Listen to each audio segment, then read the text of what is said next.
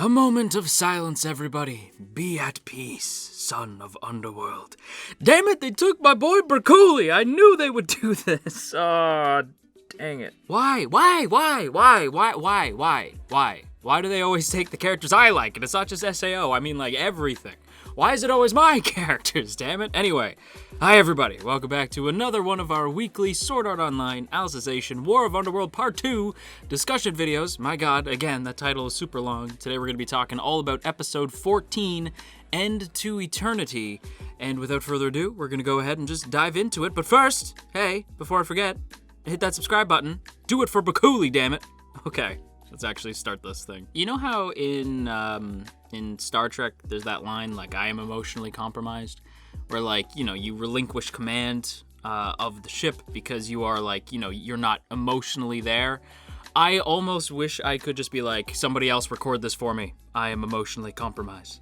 This is how I started my morning, by the way. If you don't know, today is currently Sunday in the morning, because I record these like the day before, so when you see them, it's the day after I saw the episode, like always. So I saw this bright and early because it had come out the day before on Saturday. So I started my morning by watching this, and don't get me wrong, I was hype as hell, and it was satisfying as hell too. Like, it is, if you were gonna take this man off the board, this is how you did it. But it's like, damn it, now I'm all up in my emotions for the rest of the day. Like, why? Why is it always mine? It's always mine. It's my best boys, my best girls, my waifus, my husbandos. They always bite Sadasto. Why is it always my characters, damn it? Why? Like, I knew it was gonna happen. But why, Ricky? Why mine? Ah, damn it. First you took my girl Yuki, then you took my boy Yujio, then you took my boy Eldri, and now you take my husbando. Now you rip away now you rip away Bercouli from me. Why you do this? Why, Ricky? Why you do this? Why you do this? Okay. Sorry. I know we tend to talk about the episode scene by scene, but I had to get that off my chest. I had to get that out there because I'm not okay. I'm not okay right now. I'm very emotional, but regardless, as usual, we're gonna go through this thing beat by beat, scene by scene. So let's go ahead and dig into it. When we open this week's episode, what do we see? We see the squad turning up. And I mean, that's fair. That's following on from where we left off last week with the OG crew appearing, right? It ends with Klein showing up. And I did see somebody in the comments go like, Klein gets his big moment. Don't expect anything else. And I'm like, oh, like, damn it. And this episode pretty much tells you, like, yeah, that was all we're gonna see from Klein. And I'm like, damn it, like, I want to see more, especially if we can get the man who animated the Bercouli fight to do a scene with Klein. Like, please, can we get that? Can we get Yoshihiro Kano, like, on that? That'd be fantastic. Appreciate you, thank you. But yeah, holy crap, man. Like, this, it was dope seeing, like, Klein appear and Agel show up, and of course, like, Agel appears and immediately cuts somebody down just to be like, I'm here, and everyone's like, Agel's here, everyone's favorite SAO character. I feel like there's people who are like, and there's that guy. Poor Agel. Agel needs more screen time. Agel needs more development, this poor guy. But yeah, you see the OG crew, and you see a bunch of, like, the ALO crew, like the Alfheim crew, who I'm like, eh. Like, whenever they show up, they're like, it's the Alfheim Online crew. I'm like, cool, I guess, whatever. You guys know me, I'm not a big ALO fan. I don't think anybody's a big ALO fan. But when they show up, it's like, cool, continuity. Like, that's what, when they're there, I just think, like, oh, continuity. We've had a lot of adventures. That makes sense to see those characters show up. Because, like, of course, after everything that happened in Fairy Dance, like, yeah, they would show up to help Kirito. Like, that makes sense. And at first, I will admit, I was a little bit concerned, right? Because I'm like, okay, I see my OG crew. I see the Aincrad guys. And I see the Fairy Dance crew. I see all my ALO guys. Except I don't see the Sleeping Knights, right? So I'm like, that's weird. But like, okay, so I had the thought of like, that's weird, but like, I assume like in fairness, it is a big ask, right? It's like, show up to help save our friend, because if like they take over, these are essentially real lives, even though they're artificial. They have developed into being like proper AI beings, which is something that SAO has always played with. So like the ask of like help them.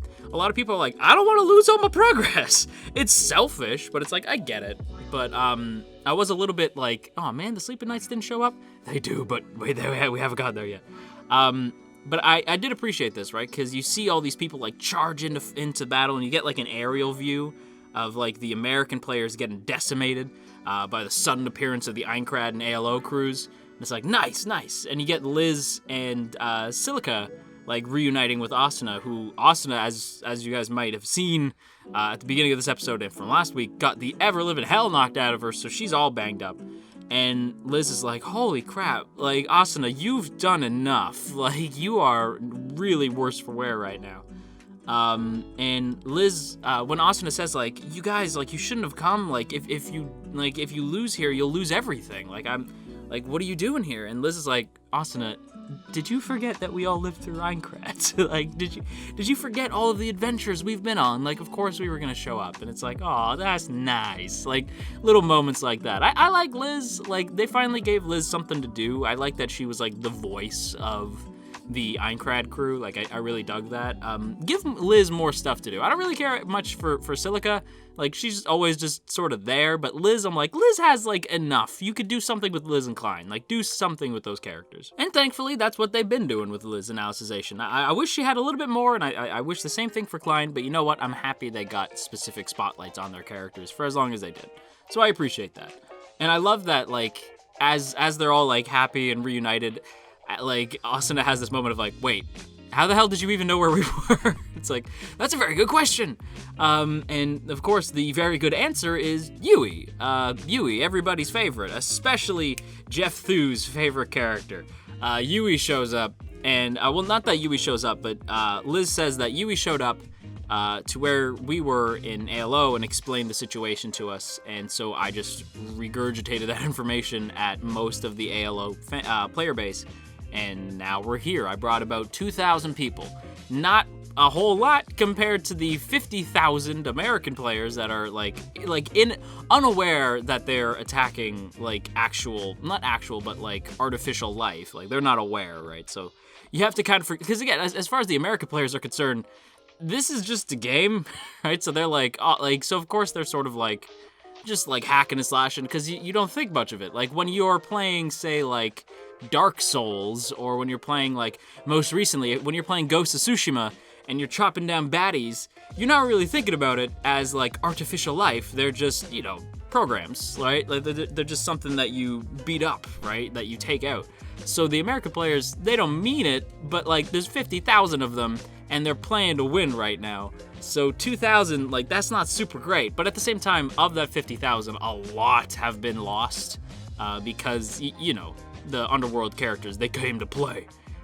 So yeah, like, I think like it's not necessarily balanced, but those 2,000 players that we know are pretty badass. Like the ALO players are pretty hardcore. So I'm not necessarily going to be surprised if they actually do manage to push them back. Because at first what I thought was going to happen is that the American players would realize what's happening and then log out. But instead, I'm actually kind of debating, like, are they going to win? Like, I know it's only 2,000 to, like, however many of the American players are left, but it's possible. And then we get a really sweet scene, and of course, the inner shipper within me came out as much as, like, just in the same way that the American players came out to play. My shipping side came out to play today, when Renly is introduced to Liz and Silica. And if I'm remembering correctly, Liz is the one in the cafe window looking out at Renly, and I believe it's Ronnie and Tease. I could be wrong there, but I don't ship Ronnie and Tease with Renly. Like, I don't ship either of them with Renly. I think Renly is more of just like, because when we saw them like take care of Renly, like in the previous episode, I saw that more of just like that's like they could eventually develop like a deep friendship, but I never like shipped it. You know what I mean? Like, those three are like a bro T3, you know? Like, I don't ship those three together.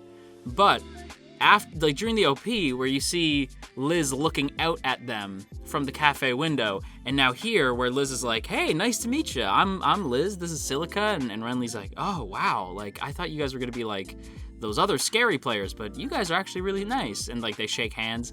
That's all I need. That's it. Like as soon as I saw that, I'm like, yep. I ship Renly and Liz now. That's that. I used to be like, who's Liz gonna end up with? Who can Liz end up with? Who's Klein gonna end up with? So for a very small window of time, I'm like, maybe Liz and Klein? That doesn't quite work for me, but maybe. Now that I've seen this, I'm like, nope, scrap that. It's all about Renly and Liz now. I dug this a lot. I was like, yes, and I love that Asuna tells them, because this is again like paying attention to details, right? Like the ALO crew doesn't know how to use sacred arts in Underworld because it's a totally different process. So Asuna says like, Renly, I'm really gonna need you to teach them how to use sacred arts in the middle of this fight. I know it's gonna be chaotic, but I'm gonna need you to teach them. So Renly's just like, yep, okay, and he starts running everybody. He's gonna attempt to start running people through it. We later see him and Liz, I believe, healing another player. So like we know that Renly's out there teaching them. And Renly, you're my last best boy, Renly. Don't die, Renly, don't die. Now I'm real nervous for Renly because I'm like, this show has taken away all of my best boys and my husbando. Renly, stay alive, my boy. Actually, no, that's not true. Iskon is still out there. Iskon's still out there. That's my ship, too. Iskon and Sheta are still out there. They can't die either. Nobody else dies, damn it. Like, everybody else stays alive except Miller and Visego. They can go, but everybody else, nobody died, damn it. But speaking of some characters that I adore, we get to this big moment, right? So we see Asuna, like, get ready to charge, and she's pushing forward. And like it's this cool scene of her like running towards the fray, and you see like the ALO characters whooping ass, and I'm thinking like this is great. This is awesome. Like I love seeing these characters like be badass. I like how often they'll call back to like previous arcs with like these characters. I'm a little bummed that we didn't see Recon, because it's like, oh yeah, I forgot that character existed. Where is he anyway? I guess he's one of the players who's like, nah, not worth it. But Recon's not there. At least I didn't see him. And so in the midst of the fight, I'm thinking like, man, it'd be really cool to see that. It'd be even better to see, and then there they are, the Sleeping Knights. And I was like, yeah, man, like Yuki would be so proud. Aw. But it was dope. I loved that. Like I'm a sucker for the Sleeping Knights crew. Just because of how much I love Mother's Rosario. I genuinely think Mother's Rosario is the best arc of SAO, so I love seeing the Sleeping Knights. So I had to scream and shout when I saw them because I had to let it all out because I love those characters. I need another arc with Sleeping Knights. I know that's like a hard ask, but like a Mother's Rosario 2 would be appreciated, Reki, if my boy. Consider it, please, maybe. I hear you're working on something kind of neat, like a Battle Royale type arc after Alicization, because everybody seems to think Alicization's the end. I'm curious to see what this man's cooking up next, but maybe after that new cool arc, you could maybe consider going back to Sleeping Knights. You maybe think about it, please. But with that said, we gotta move on. I definitely talked about that way more than I thought I was gonna. So we transition from that scene, like the opening scene essentially, to the ocean turtle, which again, I think I have more to say than usual. Like usually with the ocean turtle, I'm like, yep, and then technobabble, moving on. But this time I'm like, no, they actually did a good job at like fleshing these characters out. And the one thing I'll say in regards to SAO like as a whole that I've been noticing, and listen, like A1, y'all know that I love you. I love A1. Like consider the shows that they've made that we all talk about all the time, like Erased. Kaguya in particular is the most recent good example. I know people love Fairy Tail. I'm not personally like a fan. I haven't really given it enough time though. And the first season of Alno Zero is great. The second season of Alno Zero is kind of trash. But the first season's great. And then of course we have SAO. Now I appreciate every time A1 works on a project because I know at the very least it's gonna look good.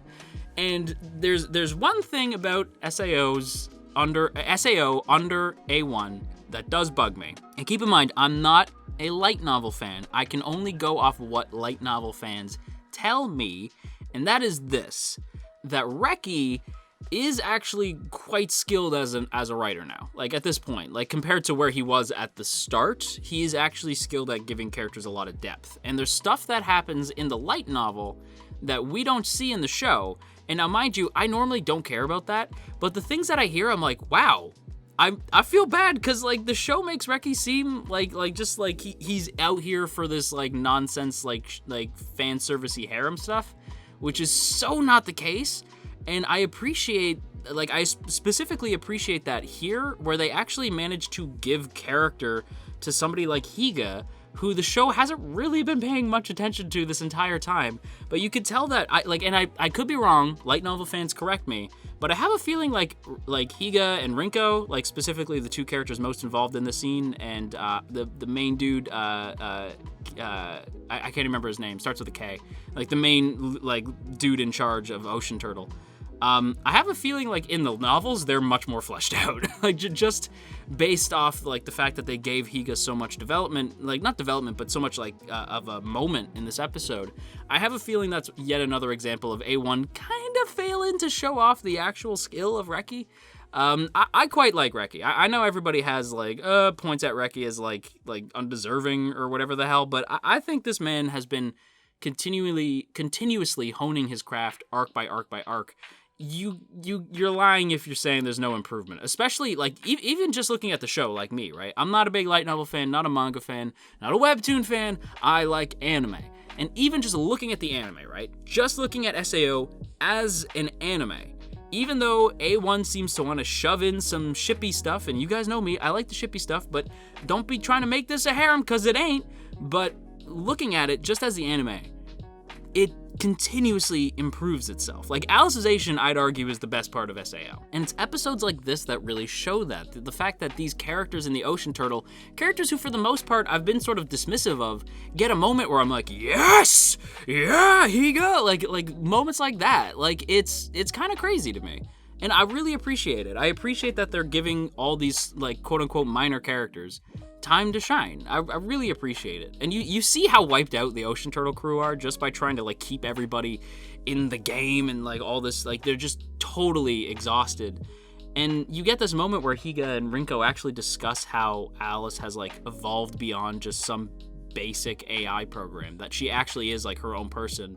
And they don't just want to save Kirito and Alice because of what's because like that's their property. It's literally just because they want to save Alice because of all the work that Kirito has put in to developing her as an actual person, and the fact that Alice deserves to be saved because she is a person at this point. Again, it's just SAO toying with that idea of like artificial intelligence being just as real people. Interesting stuff. In this bit, again, like it is techno-babbly, but at the same time, like I actually kind of thought this idea was sweet. Like sometimes science is actually kind of adorable, like the idea that no matter is created or destroyed, it's simply repurposed. And I've always found that comforting. But here, what I actually find to be kind of sweet is noticing that Kirito's cognition was starting to return when he had interactions with people from his original world, right? So we see this version of Kirito who exists in others, right? The you that exists in others. This sort of like backup self-image, right? So this, it's very like, it's techno-babbly, it's a little bit like more magic than science. But I appreciate that. The fact that there is like a version of you that exists in other people, and that since they've converted these people into data, they could maybe use that and press that onto Kirito's Fluctlight to actually sort of like repurpose him, like, and actually bring him back by using memories and the self-image that, or the image that people have of him, and reflect that onto his self-image and fix him. Like, it sounds really dorky. But I was like, that's actually kind of sweet. Like, I actually really liked that. And what's tough about that is the fact that in order to do that, they're going to have to be, like, really sneaky. They're going to have to use that little robot dude, Ichiman, as, like, a distraction, which tells me Ichimon's definitely going to die. But they have to use Ichiman as a distraction to get the Miller and his crew, like, focused more on the robot so that they can sneak in through the air duct. And I believe it's the air duct. Correct me if I'm wrong. but they're basically going to be sneaking to the control panel within the air duct and retooling Kirito's STL from in there, which is still dangerous because if Ichiban gets destroyed and then they realize what's happening, they could open fire on Higa, because Higa decides to go in with no JSDF backup, right? No Japanese Defense Force for Higa. He's going in on his own because he's small enough to actually fit through the ducts, right? But he takes this dude, Yanai, and I was like, that dude is a dead man walking. But I appreciate that. Again, I really appreciated that they gave Higa this moment to shine. I assumed that if they were going to give any character a moment to shine, it was either going to be Rinko, considering her connection to the past arcs, with her connection to the big dude, or they would give a big moment to the dude who runs Ocean Turtle. But nah, it was Higa, and I thought that was a really cool idea. And now, of course, I have to talk about the big moment. This is the moment that we opened this video with. This is the moment that is going to haunt my dreams. The Battle of the Gods. The battle between Bercouli and Gabriel Miller in the big scary king form. I can't even remember what it's called right now because my brain is just jello after this fight. So and the fact that okay, so I gotta say this, right? The Ocean Turtle scene just stops, and then all of a sudden we're just thrown into this god tier fight. And before we even get into what happens in the fight, I have to stress how dope this fight scene looked, how solid the choreography was, the animation itself was so good, and I have to give big credit to Yoshihiro Kano for the storyboard, and Kentaro Waki for being the director of photography, working and being directly responsible for that thick with 2 C's line art that made this feel super different. Because it's supposed to, this fight is supposed to feel intense, and the line art perfectly reflects that. Every part of this felt more intense than anything we've seen in Alicization so far. And remember that we have seen some pretty serious shit. So the fact that they went so in on this scene, it gave it the gravitas that it definitely deserved. Because over the course of this season, right, of not even just the season, of Alicization as a whole, the one thing that you can notice is anime fans anime only fans like me got really attached to Bercouli, and light novel fans also really loved this dude. So the fact that this was his swan song, it had to be phenomenal. And thank the anime gods, it was indeed phenomenal, and definitely a perfect send-off for the character. And the fight itself is dope, and Bercouli just trying to hold on for dear life, trying his best to he's counting the seconds, right? He's and even the seconds between seconds, he's just doing his best to hold out just long enough to hopefully maybe take Miller out. But Gabriel Miller, man, he's an absolute beast in this form. So he notices that Bercouli's up to something, and he unfortunately delivers the death blow. And I'm like, no! I was so that gutted me. But then this man's dragon reappears. My man Hoshigami, or my dragon Hoshigami reappears. And as he reappears, I love the little line of dialogue of you have never disobeyed me once in our entire time together. I told you to leave, and yet here you are. And Miller just Miller destroys Hoshigami. And you hate to see it because you're not the dragon. Oh man, it's just sad, right? It's damn it, that sucks. But he does buy our boy just enough time to use the sword that slashes time.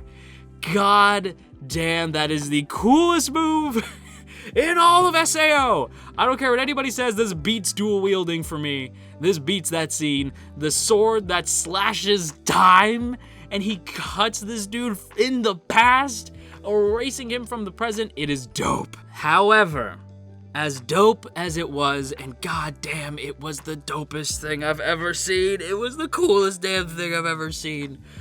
But unfortunately, killing Miller in the past did not undo the effects that happened to Bercouli in the present, which I guess is fair because he's the one in charge of the sword that slashes time. So I suppose since he's the user, everything that happens still has to happen, but it erases Miller in the past, so he timey-wimey. But nevertheless, like, what happened to Bercouli still happens, which is like, damn, that sucks. And you get this scene where there's like this memory, right? In the aftermath, there's this memory of Alice like looking up at Bercouli in this grassy field. And at first I thought, I'm like, is this heaven? Like, what is this? And she calls him Dad. And I was like, oh, my heart. Oh, no. And then Alice wakes up and sees that Bercouli's gone. Like, the way he went out is... The way he went out, kneeling over top of Alice is so fitting, right? Because he was, like, that's his girl, right? Like, that's his daughter, like, essentially his daughter. Like, he helped raise her. Like, he says, like, as we found out last week, like, a parent, he says, like, a parent will die protecting their kid. So that's how he viewed her. So him crouching over top of her, like, looking down at her, it was like, I was like, round of applause from my main man, going out like a damn king. That was an exit suited for a king. And I was so glad he got that. But damn, man, I hated to see him go.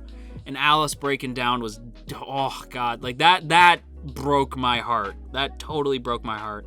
But then you get this scene where Bercouli is like looking down at her, and I'm like, this feels very like Stand Ghostish, you know what I mean? Like I almost expected him to be like, Jotaro, we had some fun, didn't we? Like, I almost expected that. And it's kind of funny when you remember that Bercouli is voiced by Junichi Suwabe, who voices Abakio, who was also in JoJo. So I was like, no, damn, you know what? That JoJo's reference actually kind of works out.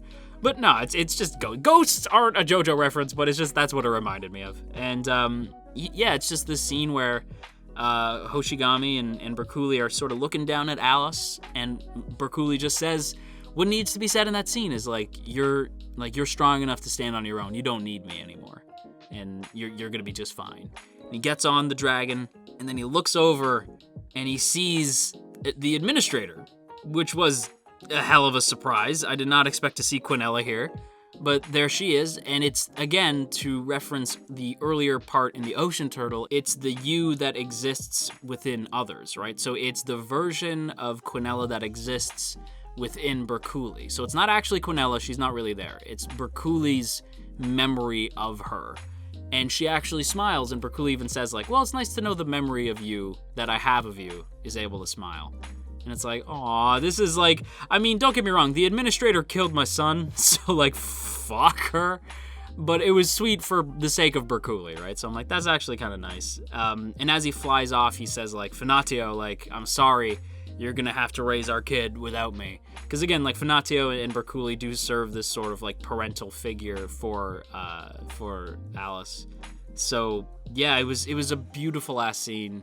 I was definitely crushed to see Finatio cry as well. I need to see Finatio and Alice reunite before long. But yeah, it was a beautiful scene, beautiful send off for a great character.